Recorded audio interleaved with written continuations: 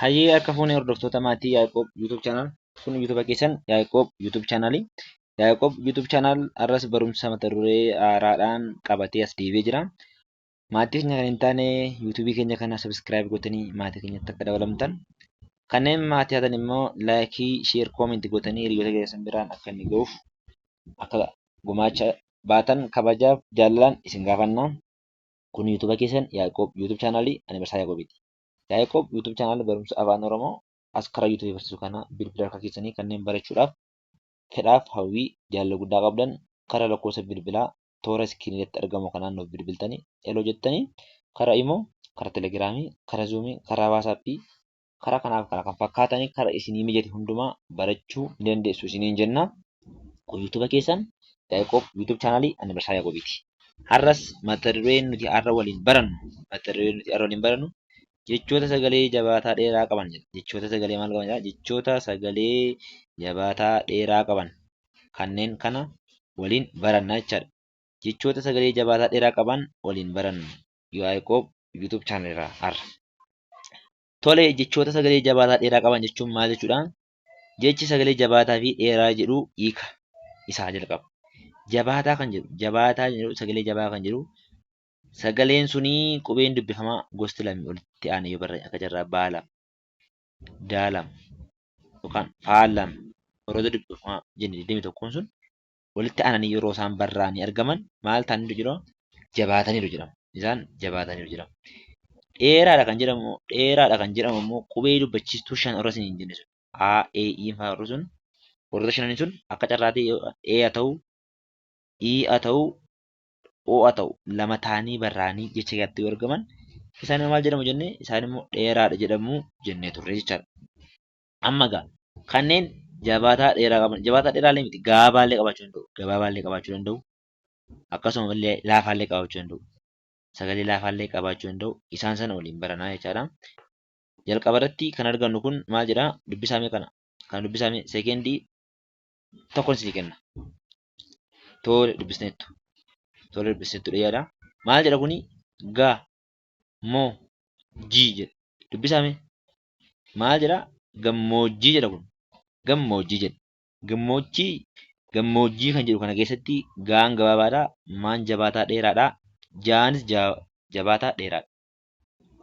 As keessatti akka carraatee gammoojjii innee osoo barreessinu maa tokko goonee barreessina. Akka carraatee akkasitti maa tokko qofa goonee yoo barreessine gammoojjii jedha malee gammoojjii kan jedhu. Gammoojjii jedha akka carraatee maal yookaan maaltu yoo maal ta'e maan tokko qofti barraa'e jennaan maa tokko qofa barreessineenaan gammoojjii jedha malee gammoojjiin jedhu jechuudha. Haala kanaan akkasiin qabattanidha. Kan lammataa irratti argamu kana seekendii 2 isinii kenna. Dubbisaamee kana. Tole. Gaan gabaabaadhaa. Daan gabaabaadhaa. Maan dheeraadhaa. Jaan jabaataa dheeraadha. Maal jedha kun? Gadamoojjii jedha. Gadamoojjii jedha. Gadamoojjii kan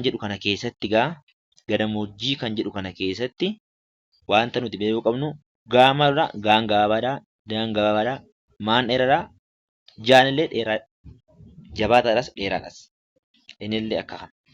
Asirratti kan nuti beeknu gadamoojjii kan jedhu kana keessatti gaa gabaabaa, daa gabaabaa, maa dheeraa, jaa jabaataa dheeraa. Gadamoojjii jedhaa jedha yeroo dubbisnu gadamoojjii jedha. Yeroo barreessinu illee haala kanaan barreessinaa jechaadha. Kan asirratti argamu kana dubbisaamee kana. Seekendii 1. Tole dubbisteettu jedhee yaada. Tole. Maal jedhaa? Jedhame gaan dheeraadha. Raan gabaabaadha. Raan illee jabaataa dheeraadha. Maal jedhee kun yeroo dubbisnu maal jedha kuni?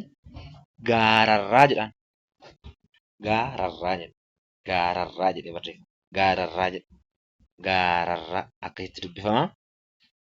Kan itti aanu kana kan itti marame kana ilaalaa. Kan itti marame kun maal jedhaa? Xaan gabaabaadha asitti. Asitti illee xaan gabaabaadha. Asitti illee xaan jabaataadha dheeraadha. Asitti xaan gabaabaadha. Uu jira kunoo.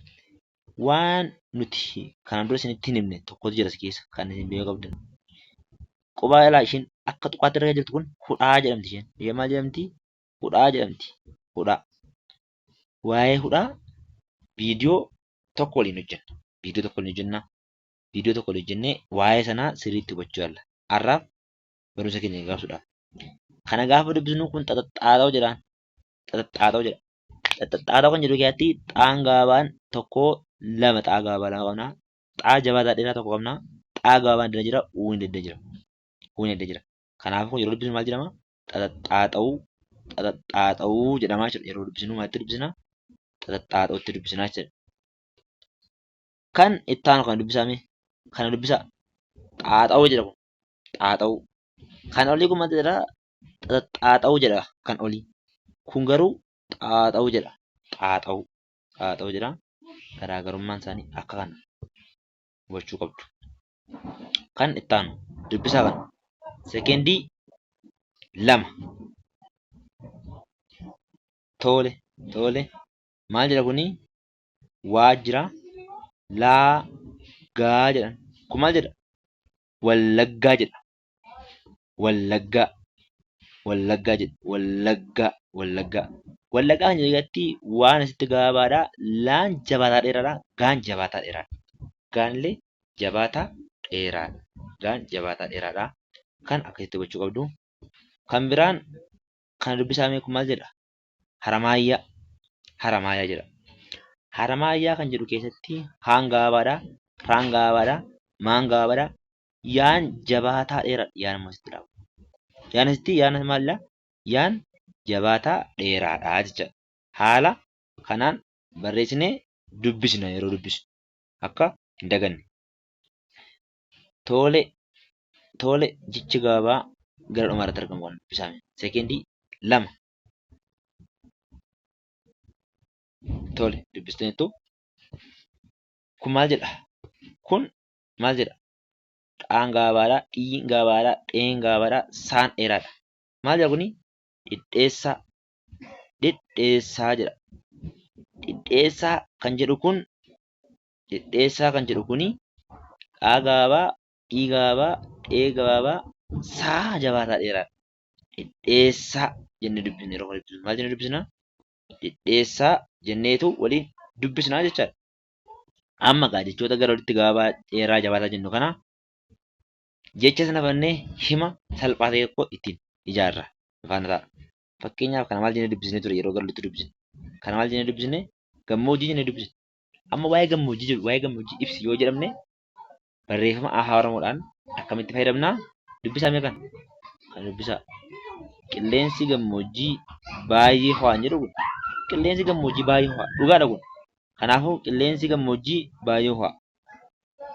Qilleensi gammoojjii baay'ee ho'a kan jedhu keessatti gammoojjii kan jedhuudhaan fudhanneetti hima jaata. Gammoojjiin asii keessatti maal jedhee sagalee gabaabaa qabaa, dheeraa qabaa, jabaataallee ni qabaa jechaadha. Dheeraa, jabaataa, gabaabaallee ni qaba. Gammoojjii kan jedhu. Haaluma kanaan illee tokko fakkeenya tokko itti dabalu. Fakkeenya tokko itti dabalu. Fakkeenya kan biraa kan itti daballu. Fakkeenya biraa kan itti daballu. Kana maal jennee dubbisnee ture sila? Maal jennee dubbisne? Gadamoojjii jennee dubbisne. Gadamoojjii jennee dubbisne. Gadamoojjii kan jedhu kana keessatti jecha gabaabaa dheeraa jabaataa ni qaba miti? Eeyyee ni qabaata.